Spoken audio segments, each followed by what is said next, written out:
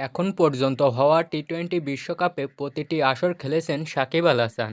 রোহিত শর্মার পরে দ্বিতীয় সর্বোচ্চ ম্যাচ খেলার কীর্তিও তার দখলে।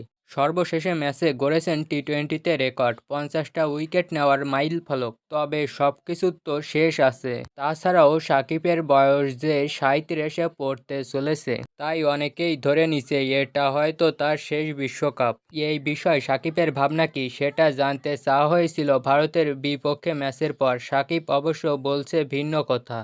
এটা সাকিবের শেষ বিশ্বকাপ কিনা এমন প্রশ্নে তারকা অলরাউন্ডার বলেছেন, শেষ কিনা জানি না। পৃথিবীতে যে কোনো কিছু হওয়া সম্ভব। সিদ্ধান্ত নিবে বোর্ড, আমারও কিছু সিদ্ধান্ত আছে।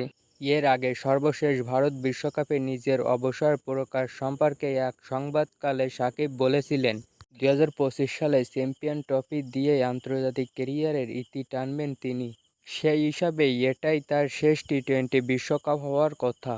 তখনকার সেই কথা নিয়ে সাকিব বলেন, বলেছিলাম কারণ ওটা তখন পর্যন্ত চিন্তা ছিল।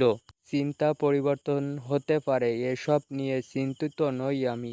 অবসর নিয়ে তাহলে সাকিবের ভাবনা কি, এমন প্রশ্নে সাকিব বলেন, সামনে অনেক বড় বিরতি আছে। টেস্ট ম্যাচ আছে, এটা সময়ের উপর ছেড়ে দিছি, সময় হলে সব জানতে পারবেন।